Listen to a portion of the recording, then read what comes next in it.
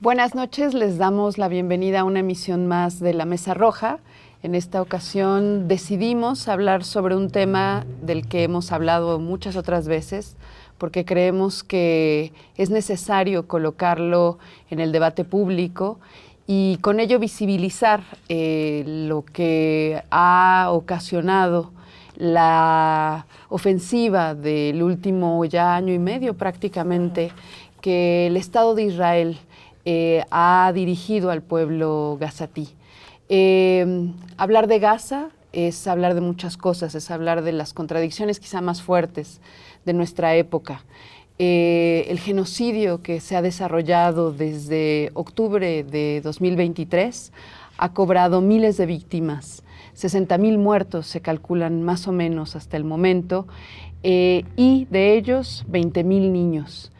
Son las imágenes de los niños las que quizá más nos han dolido en los últimos meses, las que más circulan en las redes sociodigitales por el impacto que generan en nosotros, quienes a la distancia las observamos, pues con gran asombro, dolor y también a veces una enorme impotencia por no poder alzar nuestras voces para que el genocidio cese, la muerte que ha ocasionado el Estado de Israel contra un pueblo que no ha tenido el respaldo de los jefes de Estado, de las naciones suficientes como para parar esta terrible masacre. Entonces decidimos hablar de ello, no dejemos de hablar de Gaza y pues para ello mis compañeras irán exponiendo algunos de los asuntos que hoy en día nos permiten centrar de nuevo la atención en el asunto y problematizar de qué manera como sociedad civil, como estados, como gobiernos, hemos estado de una forma u otra enfrentando esto, ¿no? Desde esos distintos lugares, pues hablaremos de ello. En primer lugar, Dani, pues preguntarte sobre el tema que yo sé que a ti te interesa siempre que se habla de violencia, porque creo que te pone en la mira la cuestión relacionada con cómo socialmente vamos administrando el dolor que esto también nos produce. La violencia, su normalización o no, y los medios, cómo participan de esa especie de anestesia social que de un modo u otro permite sobrevivir, pero al mismo tiempo acalla todas las voces críticas. Sí, bueno, pues vamos a ver cuánto nos da aquí el tiempo, la cronopia. Posibilidades de explicar esto que me parece que sí efectivamente es como central. Yo me fui a sacar este manual que se llama Escritos INDEC, que es una cosa que hicimos hace muchísimos años con algunas compañeras, con Dani Rea, con Tere Juárez, con Elia Baltazar, y que nos sirvió a nosotros para entender cómo era una guía de periodismo, decíamos sin etiquetas, pero era sobre todo para ver los temas de las distintas formas de dominación y cómo había dispositivos mediáticos que fortalecían estas formas de dominación. Y ahí, porque me acordé, ahí teníamos algunas,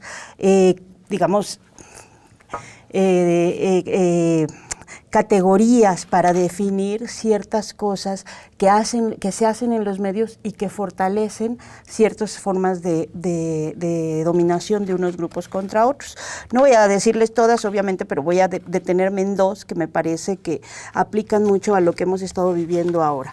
Una es la invisibilización, ¿no? Que dice invisibilizar, dice en alguna parte, es, voy a ponerme acá mis lentes porque si no, no veo nada, pero dice no dedicar atención en la práctica periodística a determinados grupos de población o a sus características y situaciones que no salen a la luz a través de los medios, contextos o hechos casi desconocidos porque los grupos que viven no son visibles, ¿no?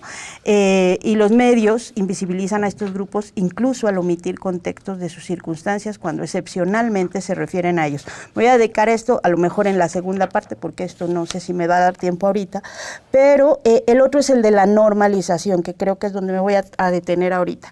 Y la normalización, decíamos, es la descripción o presentación de hechos que no se cuestionan, dándoles estatus de normalidad o naturalidad a pesar de constituir relaciones de dominio o desigualdad de trato, ¿no?, que derivan en una violación de derechos humanos. Bueno, es un manual que la verdad quiero mucho porque nos ayudó mucho a entender mucho de estas cosas, de lo que significa la normalización, cuando de pronto mi tío solía decir, pues es que pobres ha habido siempre, ¿no?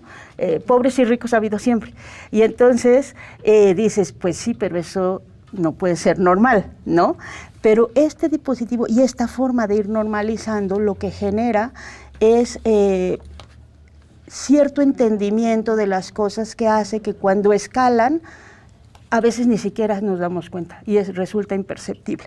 Y lo llevo y lo traslado aquí al caso de lo que ha pasado recientemente en Palestina, porque justamente pues cuando ya llevas más de un año escuchando todos los días que algo pasa, más te enteras por redes sociales, ahora voy a hablar del tema de la invisibilización en la segunda parte, pero cuando vas escuchando todos los días esto, es difícil que a veces dimensiones cómo ha escalado en esta segunda etapa de Donald Trump la violencia tan brutal, que ya era brutal y que ya era horrible y que ya era terrible, porque ya los habían bombardeado, porque ya los habían asesinado, porque ya habíamos visto cosas terribles, la destrucción de sus universidades, de sus hospitales, y de pronto parece que no se puede hacer algo más, pero sí ha habido una escalada.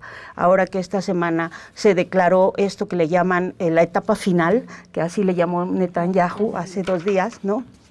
Y que ha sido una cosa de una brutalidad y de una crueldad espantosa, porque primero, con esta idea de la firma como de los acuerdos de alto al fuego, que hizo que muchos regresaran a lo que quedaban de sus casas, que no eran sus casas, eran escombros, parece como que los llevaban a una trampa. Y lo que ha ocurrido en los últimos 65 días es que básicamente los tienen muriendo de hambre, ¿no? Hay 54 niños, la última fue una bebé de 4 meses hace 2 días, que han muerto de hambre. Y cuando uno piensa lo que eso significa y lo que puede ser para un padre, que uno ve pocos testimonios que alcanzamos a tener de pronto, la desesperación de saber que tus hijos te piden todos los días algo de comer y que no tienes porque no hay, ¿no?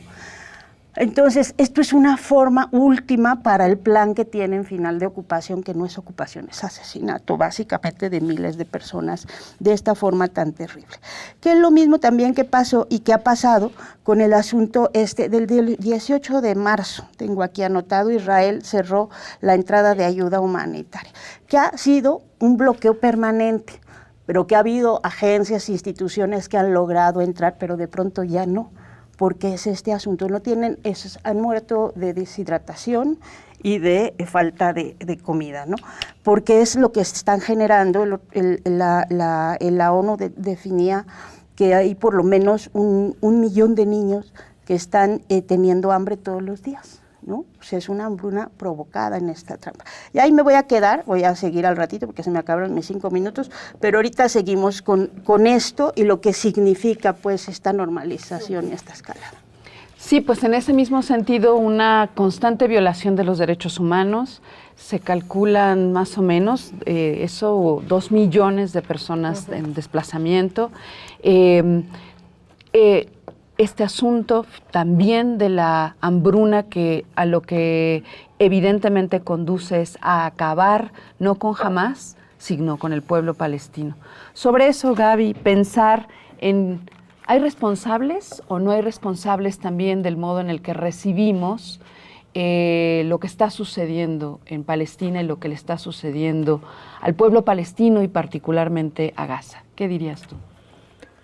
Sí, bueno, yo creo que por supuesto hay responsables en las más altas esferas y hay también, digamos, cómplices que con su silencio o con avalar y cierto tipo de narrativas que sabemos que tiende a convertir al victimario en víctima, etcétera, refuerzan esto. Yo quisiera comentar un poco cómo decidimos traer otra vez a la mesa un tema que debería ser constante, pero que desgraciadamente suceden tantas cosas, han sucedido durante tanto tiempo, que de repente resulta imposible, sin llegar a saturar, hablar de esto semana a semana. El día lunes, ¿no? El Gabinete de Seguridad aprobó un plan que se llama la captura de Gaza. ¿Y en qué consiste? Dice capturar la franja y controlar territorios, es ampliar la ocupación, ¿no? Yo creo que a estas alturas sería muy difícil que alguien dijera que esto no era un intento no solamente de acabar con la población, sino de apropiarse de territorio, que es lo que ha sucedido desde la primera Nakba, ¿no? Desplazar a la población hacia el sur, lo dicen así con todas sus letras.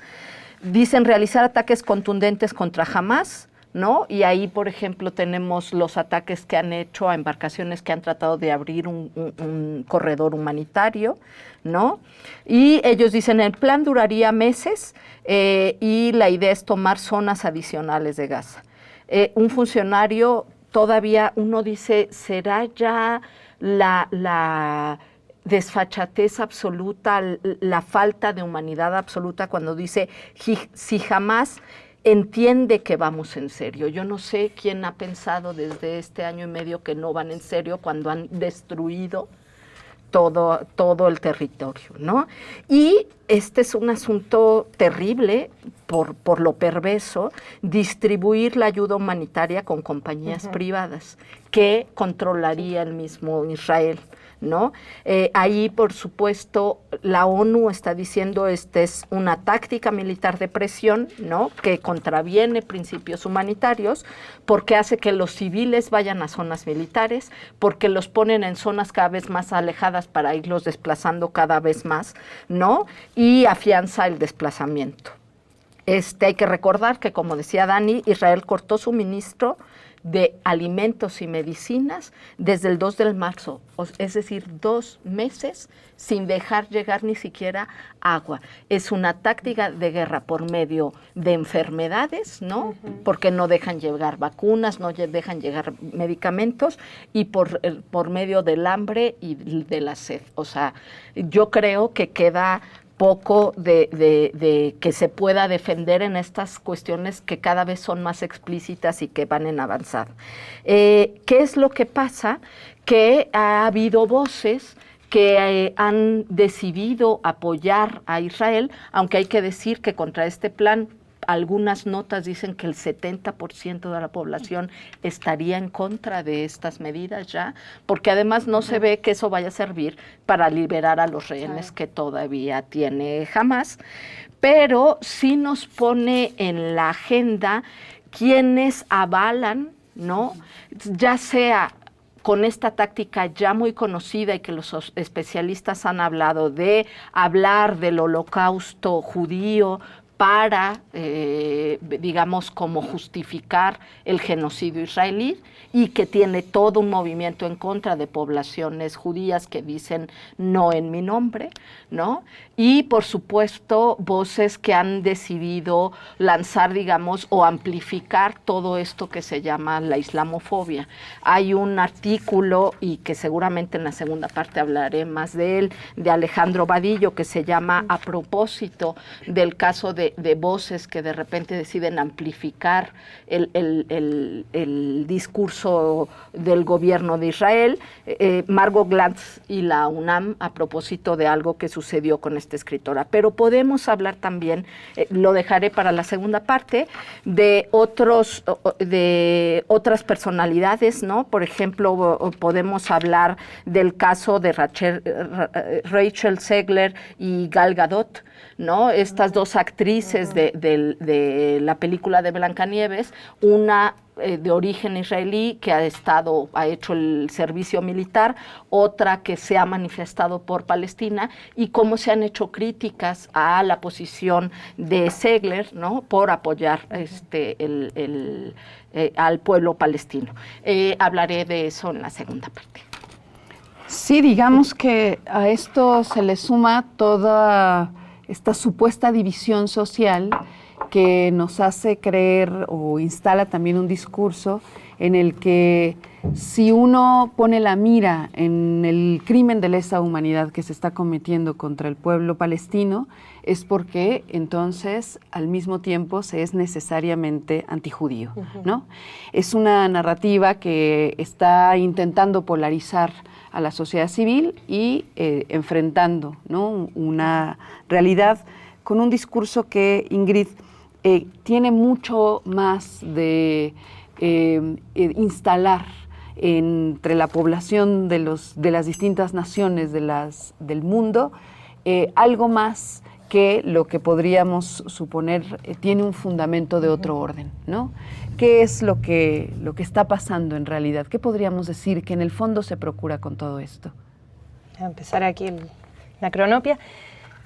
Quiero partir dando unos datos, información pura, que actualiza un poco este asunto del genocidio, porque es cierto lo que dice Dani, en la normalización, digamos, en esta incapacidad humana normal de estar expuestos a la violencia 24/7, muchos de nosotros, y yo me incluyo, ¿no?, hay un punto en que no queremos ya saber tanto de Gaza, porque estar todos los días expuestos a imágenes de niños que mueren, niños que se están muriendo de hambre, etcétera, llega un punto en que es súper, digamos, inviable seguir sosteniendo eso a diario, sobre todo cuando uno siente que no hay mucho que hacer, que es como esa frustración permanente donde hay una hiperexposición y una hiperinformación, porque hay videos, porque hay fotos, porque estamos viendo un genocidio en vivo y en directo, pero a la vez eso no implica que se pueda hacer algo al respecto. Y creo que ese es un punto donde, claro, la labor es volver a poner en ciertos momentos como una actualización, ¿no? Porque esto ha ido avanzando. Lo que ocurrió, digamos, en lo que tú decías, ¿no?, al principio con el genocidio, ha llegado a un punto extremo ahora donde estamos en una fase final, que sería la fase de la limpieza étnica propiamente tal, tipo el campo de concentración Auschwitz, ¿no? Estamos en el campo de concentración, ya se acabó la Segunda Guerra Mundial, ya estamos en la limpieza étnica de lleno. Entonces, claro, hay datos, por ejemplo, que tienen que ver con lo que ha ocurrido ahora, es decir, cómo en marzo, por ejemplo, de alguna manera, bueno, aparte de este bloqueo de la ayuda humanitaria, que bien decían ustedes, está también cómo Israel rompió descaradamente, digamos, el alto al fuego, y sin preguntarle a nadie, ¿no? Y siguió impetrando masacres que han seguido hasta el día de hoy, donde más de 2.300 palestinos han sido asesinados y casi 6.000 han resultado heridos solamente en este tiempito que lleva desde que ellos rompieron el alto al fuego. Entonces, la cifra oficial ha aumentado hasta, dicen 52.000, 60.000, o sea, ya ha ido aumentando, pero también esta cosa de la ruptura del alto al fuego, quién sabe, ¿no? Como que no ha habido voces internacionales que digan esto es un crimen, nada, ¿no? De hecho, la ONU, que la ONU habla y habla y habla y tiene poca, digamos, capacidad de realmente hacer algo al respecto, más bien informa, declaró, por ejemplo, que desde el 18 de marzo al 27 de abril, o sea, nada, han habido 259 ataques israelíes. Es un montón, ¿no? Contra edificios residenciales, 99 contra tiendas de campaña de personas que han sido desplazadas, que eso es lo que uno ve de repente en las noticias, ¿no? Tiendas de campaña volando por los aires y una cosa bien terrible. Por ejemplo, el lunes 28 de abril, recién, hubo ataques con drones israelíes a niños, 5 niños murieron en ese ataque. El 24 de abril hay una imagen que circula por internet, que no sé si ustedes la vieron, un niño pequeño que es lanzado con una bomba al edificio de al lado, queda solo, es bien dramático el video, está en internet, y está su papá y su hermana muertos al lado, y él no lo pueden sacar, y él está ahí porque la bomba lo lanzó junto a su familia al edificio al lado. Eso pasó hace nada, ¿no? Y por lo tanto ya estamos en fases donde siguen los ataques, además de que al mismo tiempo está esta política del hambre y del colapso de infraestructuras vitales, como bien decían ustedes, es decir, que no llegue agua, que no lleguen equipos médicos, que ojalá la gente se muera de enfermedades, de hambre, de sed, etcétera, etcétera, ¿no? Y si a eso le sumamos además que hubo tormentas de arena el 30 de abril, o sea, imagínense toda la sumatoria de cuestiones que por supuesto genera una situación en que hoy en día ya es inviable la vida en ese territorio, o sea, así de simple.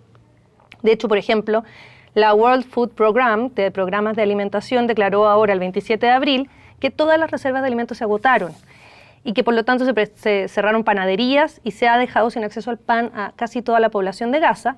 Y lo terrible es que sí se puede, hay la disposición alimentaria para poder llevarla, solo que el bloqueo israelí no permite que entre. Pero sí está, o sea, existe la posibilidad. De hecho, por ejemplo, Naciones Unidas dijo que hay más de 171.000 toneladas de alimentos en la región que podrían llegar a Gaza, pero no se puede pasar, ¿no? Y que podrían alimentar a toda la población. Entonces, son cosas que hemos visto que las estrategias han llegado al límite.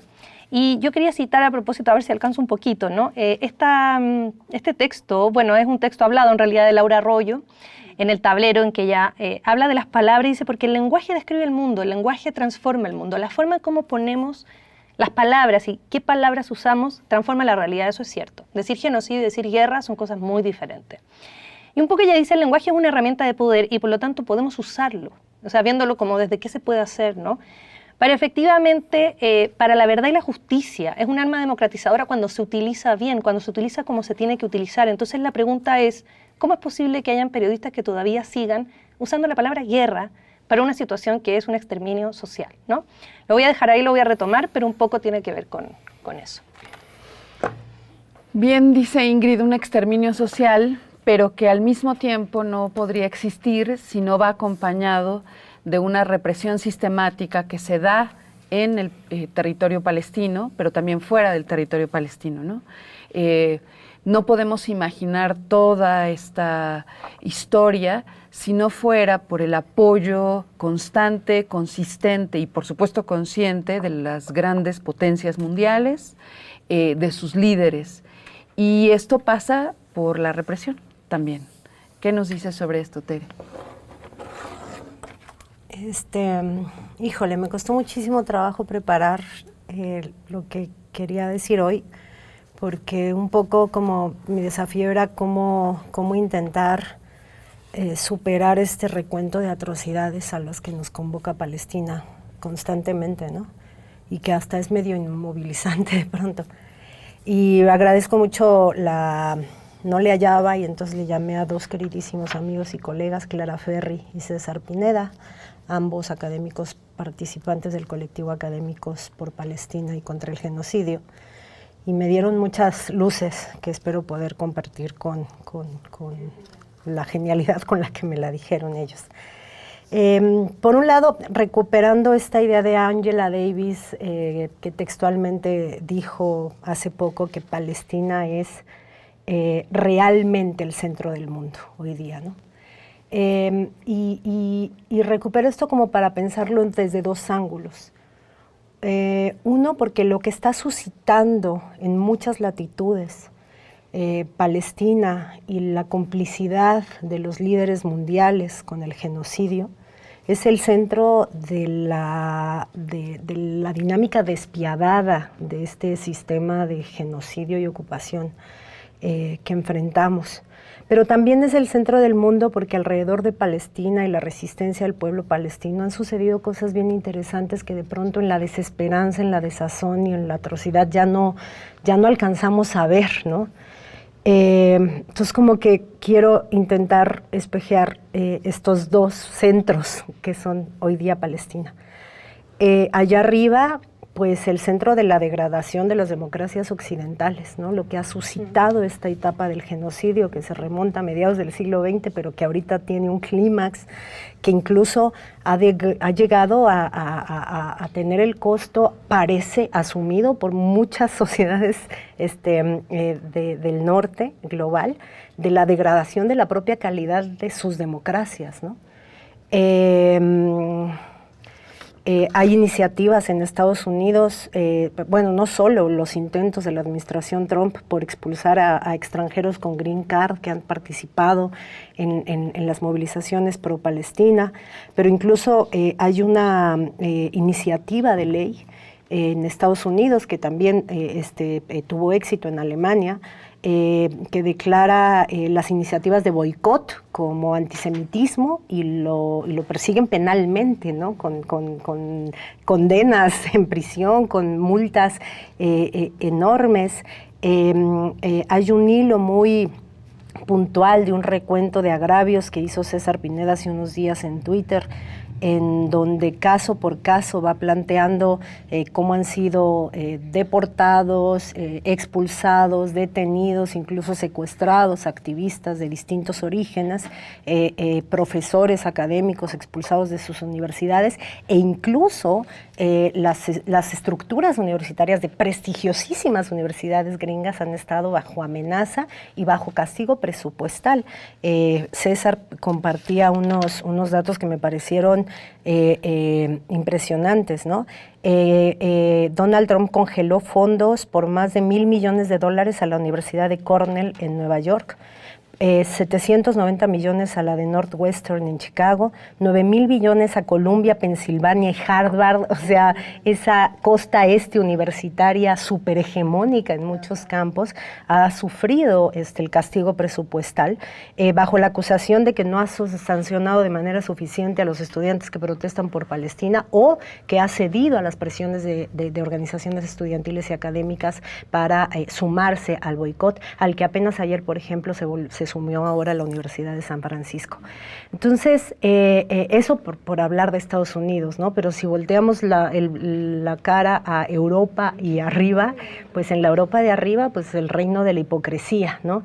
El reino de Macron diciendo que va a mandar militares para que acompañen el desplazamiento en la frontera con Egipto y que al mismo tiempo permite que pase por el espacio aéreo francés la ofensiva israelí. La mentira flagrante de los gobiernos italiano o español respecto a que dejaron de proporcionar ayuda militar al ejército genocida. Entonces, en el norte global, en ese norte de arriba, pues efectivamente Palestina es el centro del mundo y en este caso pues de la degradación, del gran valor de la sociedad occidental, esa que mira por encima del hombro al oriente próximo y lejano, ¿no?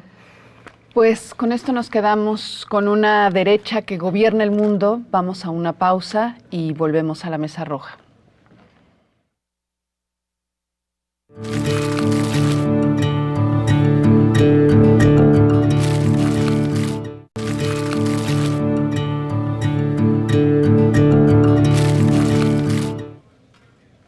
Volvemos a la Mesa Roja, estamos hablando de Palestina, del genocidio contra el pueblo palestino, el pueblo gazatí, y estamos hablando de un modo que nos permita mirar sin necesariamente referir a la violencia de forma directa. Dani, decías hace un momento, ¿no?, que lo que ha sucedido es un proceso de normalización que acontece, como nos decía Tere, en el marco de una derechización social. ¿Cómo seguir pensando esto, cómo abordarlo y no soltar el asunto y visibilizarlo en todo momento? Sí. Vuelvo al tema de la normalización y de la anestesia social, porque uno de los mecanismos justo, y es una cosa que hemos discutido mucho en periodismo, es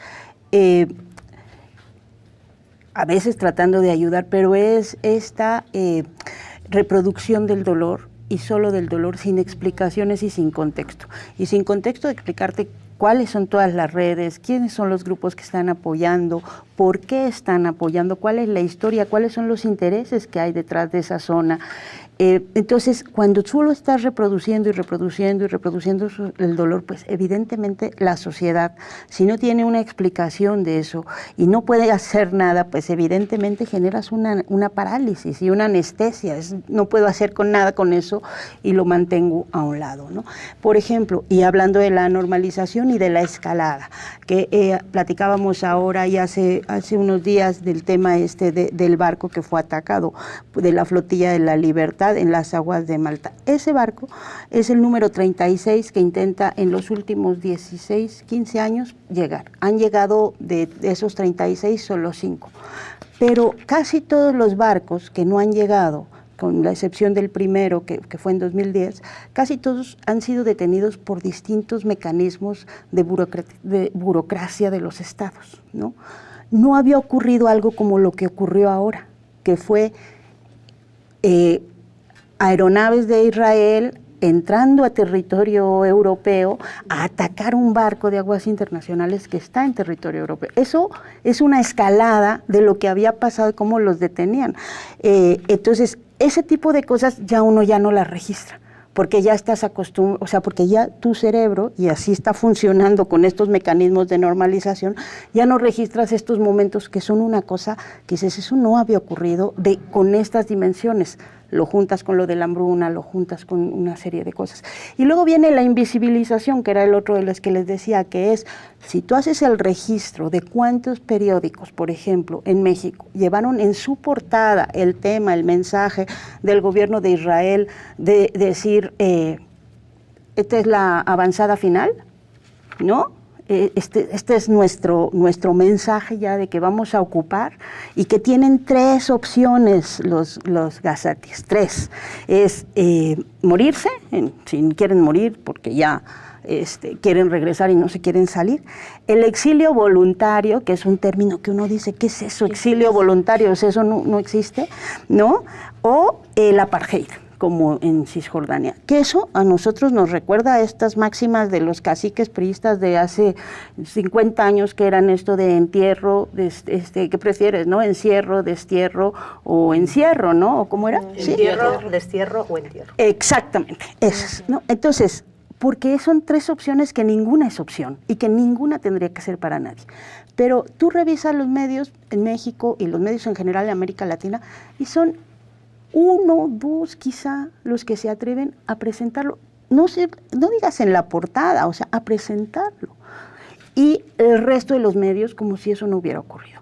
Terminamos enterándonos por redes sociales, por mensajes muy cortitos, ninguna pieza que te explique el contexto, la historia, por qué están dándose esas cosas. Entonces tienes, por un lado, ya se me acabó y voy al siguiente, tienes por un lado videos que te duelen, ¿no? Y ninguna cosa que te explique cuáles son los mecanismos que están llevándote a eso y cuáles son los intereses que están detrás de eso.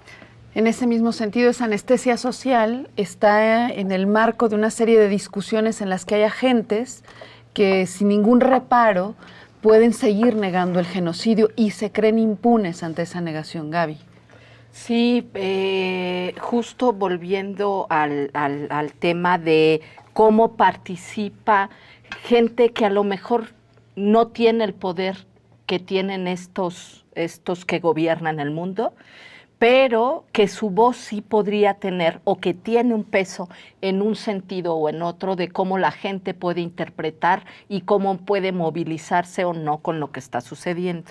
Ahí les comentaba yo en la primera parte 2 casos, por ejemplo, el de estas 2 actrices, que uno puede decir, bueno, qué banalización llevarlo a las películas de Disney, pero resulta que muchas veces los artistas, los deportistas, tienen una voz, digamos, por la cantidad de seguidores que tienen, que pueden tener un peso, sea para minimizar o para potenciar alguna lucha social. En el caso de esta disputa que han dicho entre Rachel Zegler, la acusaban porque le dijo a Gal Gadot que era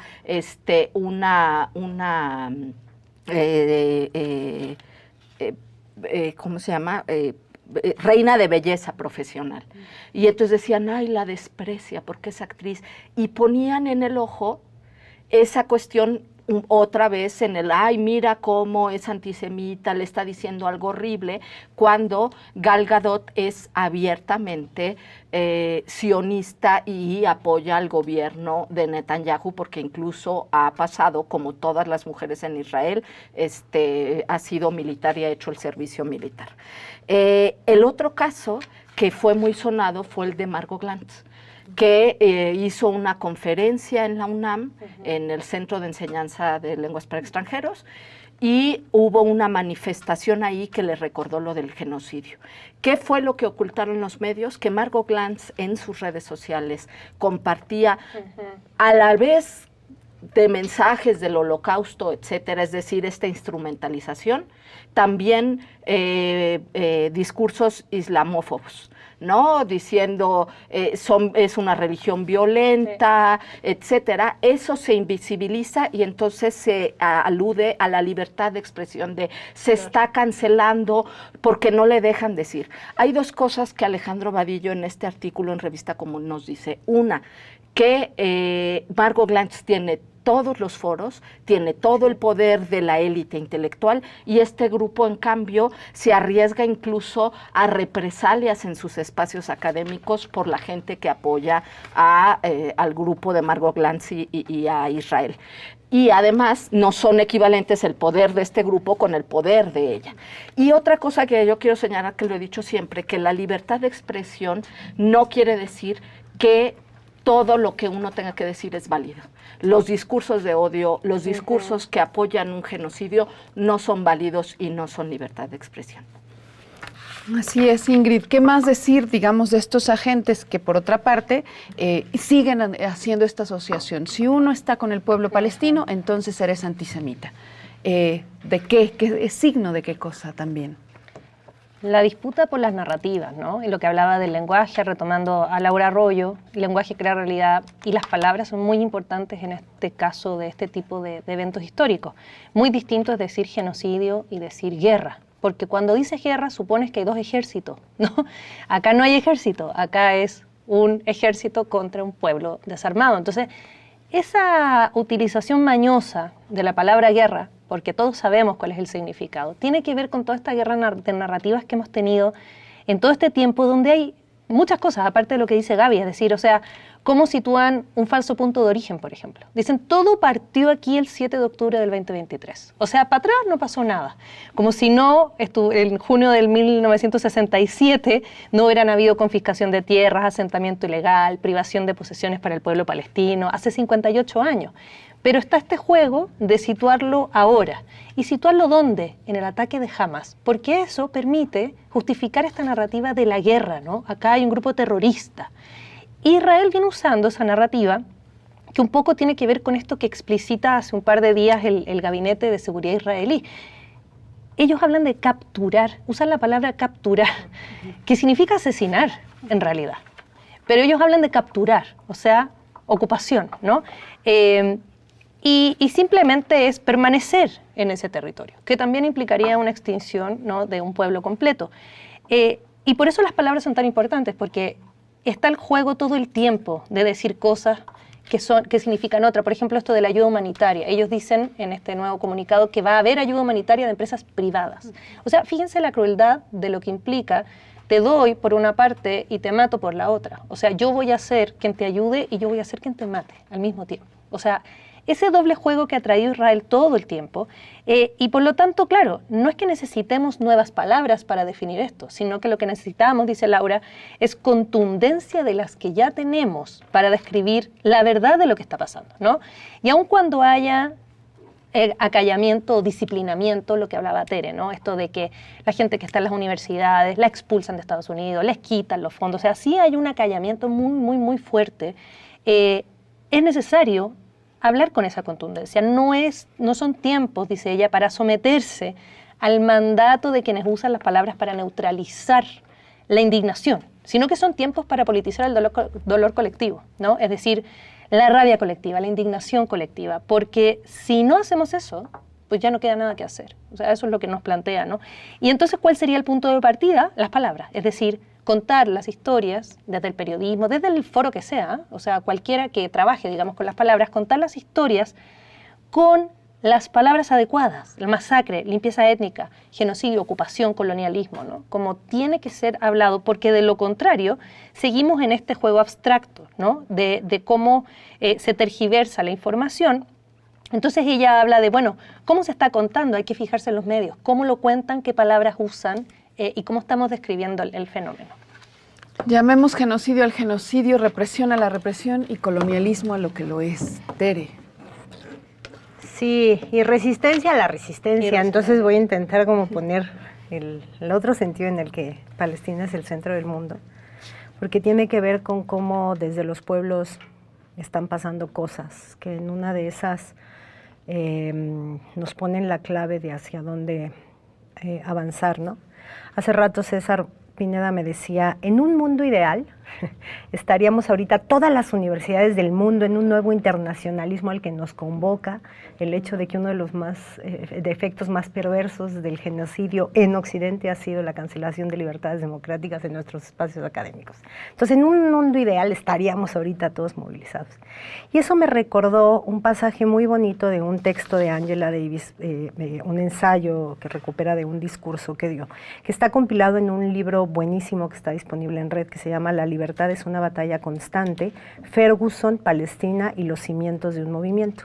Y hay un pasaje ahí en donde Angela Davis recuerda el momento en el que en las protestas de Ferguson, los estudiantes de Palestina se dan cuenta en las imágenes, los jóvenes palestinos se dan cuenta en las imágenes que las bombas lacrimógenas con las que están disipando a las revueltas en Estados Unidos son las mismas que utilizan contra la resistencia palestina. Entonces empiezan a poner en contacto con los activistas universitarios y activistas antirracistas en Estados Unidos y les empiezan a dar tips para contrarrestar el efecto de los gases, ¿no? Y les empiezan a decir, no te acerques demasiado a la policía porque si te acércate demasiado a la policía porque si te acercas demasiado no usan lacrimógenos porque se estarían también agrediendo a ellos mismos. Entonces, en realidad, lo que tienen que hacer es pegarte a ellos. Y este tipo de cosas que invita a decir ahí en el abajo, Palestina puede ser el centro de algo mucho más esperanzador que nos ayude a pensar en un futuro, porque si no, si nos quedamos en lo otro, pues no hay futuro, ¿no? Y entonces pienso en varias cosas que intentaré decir en unos segunditos. Uno, como muy bien me llamaba la atención Clara Ferry, algo se está moviendo. Es decir, tenemos No Other Land en el centro de la narrativa del imperio. Tenemos la BBC que ha sostenido el sionismo de muchas maneras, pues distribuyendo muy a su pesar, pero dos potentes documentales sobre la ocupación y sobre Palestina. Tenemos a esa Europa de abajo que mientras los gobiernos mienten, pues los sindicatos portuarios de muchos países europeos detectan los buques que llevan armamento, los cargamentos y los intentan detener, los detectan, los denuncian y los detienen. Tenemos iniciativas bien interesantes. 9 de mayo, mañana, hay una iniciativa italiana que se llama L'ultimo giorno di Gaza, que lanza el mensaje de que con Gaza muere Europa, que si Europa sigue en esta complicidad que va de la inacción a la complicidad abierta y franca y material, el proyecto de la Unión Europea estaría muriendo con el pueblo palestino. Entonces están moviendo cosas y creo que hay que intentar visibilizarlas también, no solo visibilizar la atrocidad, ¿no? Así es, en una siguiente ronda para todas, ¿qué es lo que debemos visibilizar? ¿Cómo afrontar esta realidad que, como han dicho todas, también nos da una sensación de inmovilidad a veces, aunque por momentos brotan grandes ejercicios de resistencia? ¿Cómo visibilizar ese otro horizonte, Dani? ¿Qué pensar al respecto? Bueno, uno lo acaba de decir, Tere, ¿no? El tema de las resistencias. Y vuelvo a algo que mencionaba Gaby hace un rato, estas manifestaciones que hubo en Israel esta semana tendrían que estar visibles en todos lados. O sea, ahí mismo está teniendo, en el propio Israel, está teniendo Netanyahu su propia resistencia, cosa de la que a veces no nos enteramos.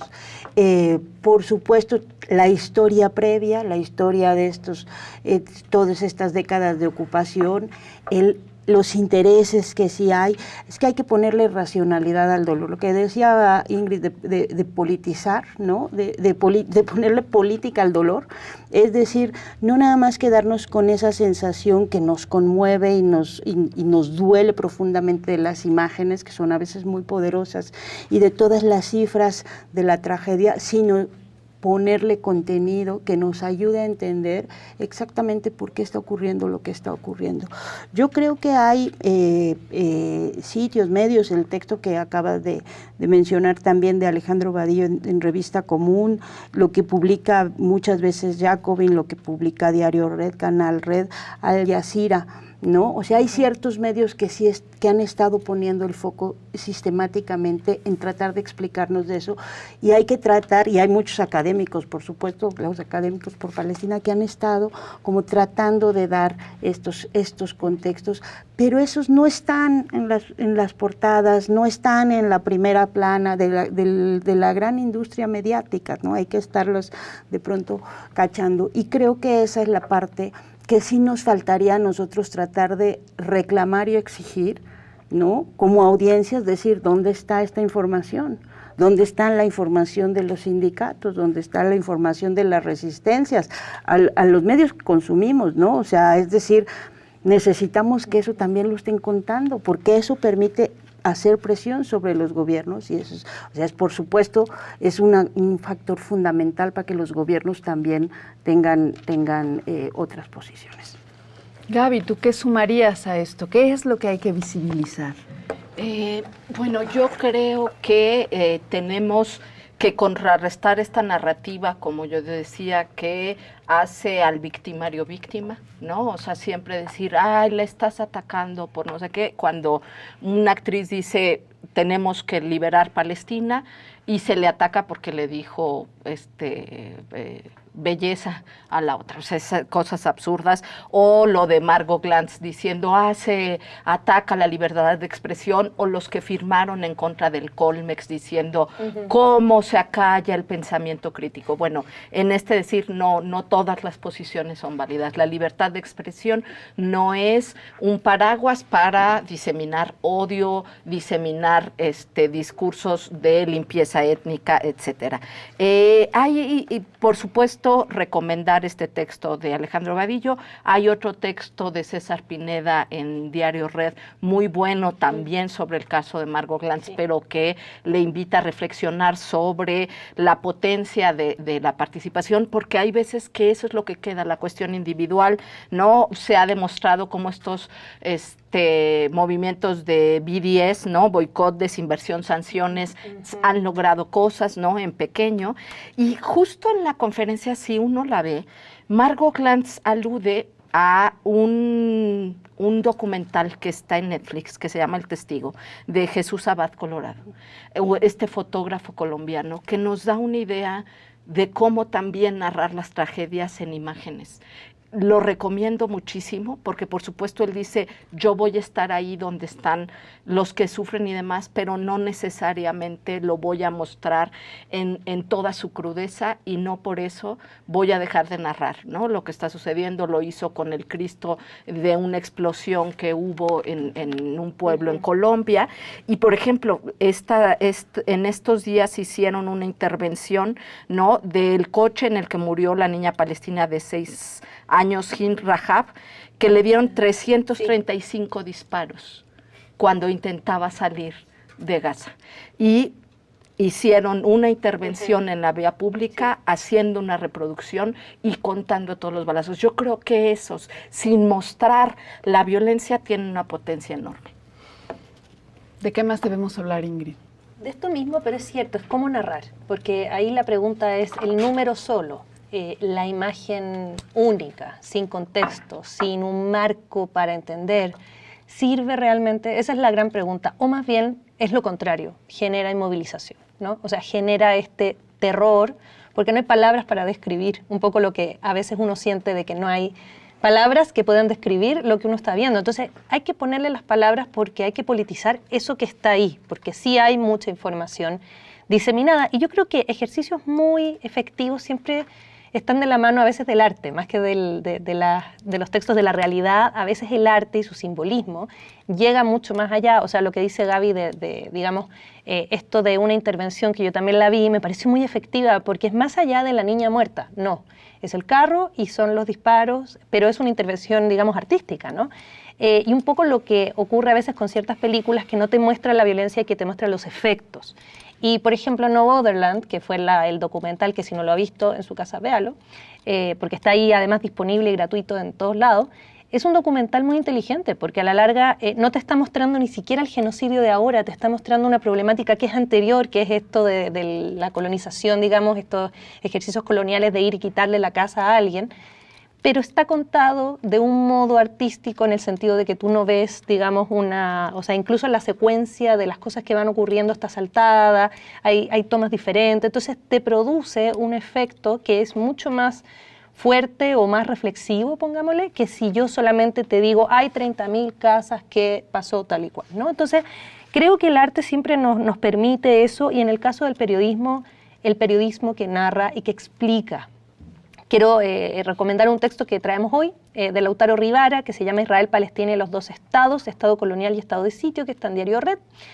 Y que, por ejemplo, este tipo de textos a mí me gustan porque explican las razones estructurales que nos llevan a la situación de violencia en la que estamos. No nos deja solamente el número, el efecto, el fenómeno, así que no que nos da un marco estructural. Decías en un tuit hace no muchas horas que no entendías cómo, ya lo volteé, México no ha roto relaciones con Israel. No, inconcebible.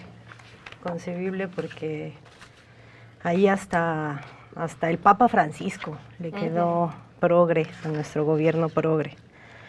De verdad me parece inconcebible. Y me parece inconcebible que teniendo la ONU la posición oficial que tiene, no se haya puesto ni siquiera en la mesa la discusión de expulsar a Israel de ese organismo. Yo quiero cerrar con una recomendación de este textito pequeñito, una compilación que publicó Vientos del Pueblo, una compilación de voces palestinas compiladas y traducidas por Shadi Roana, con ilustraciones muy hermosas de Marcela Landazábal. Y quiero a ver si me da tiempo de leer dos pequeños fragmentitos.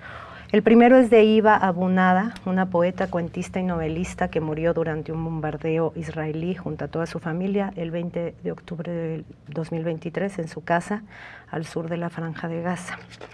Y el textito dice así: 5 días antes de morir ella escribía esto: nosotros allá arriba estamos construyendo una ciudad nueva donde los médicos no tienen pacientes ni detienen la sangre, donde los maestros no sufren del hacinamiento ni gritan a sus alumnos.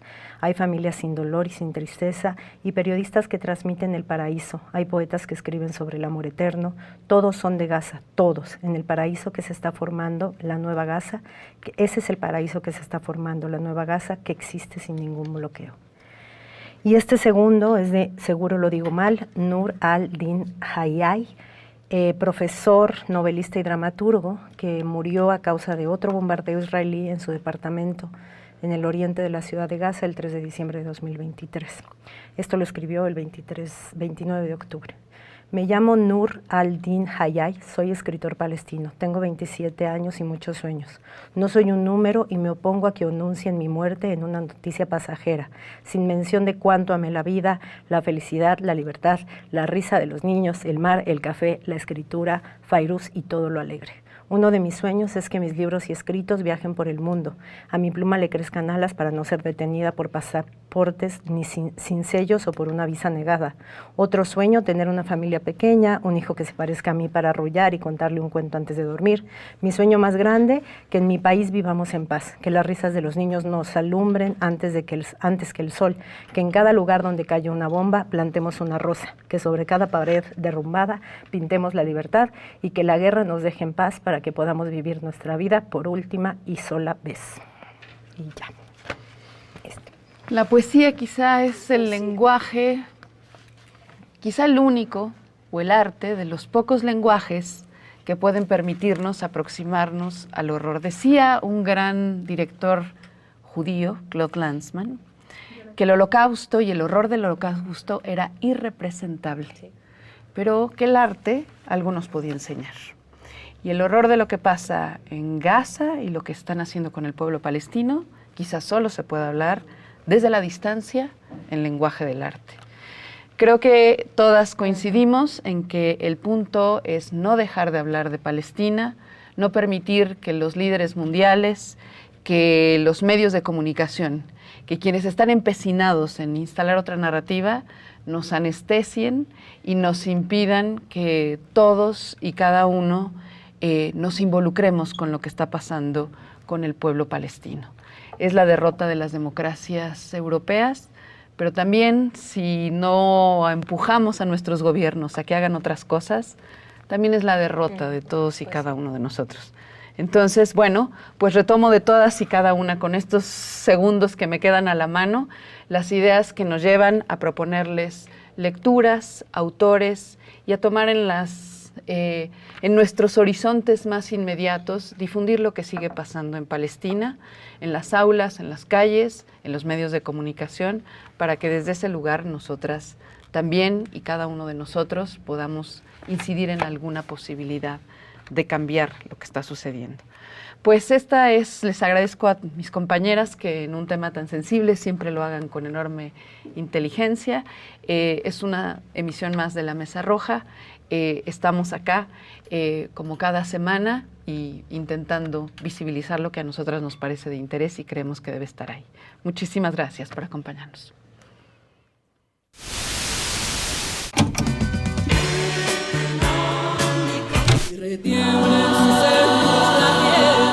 Szemelli, hogy ha kell.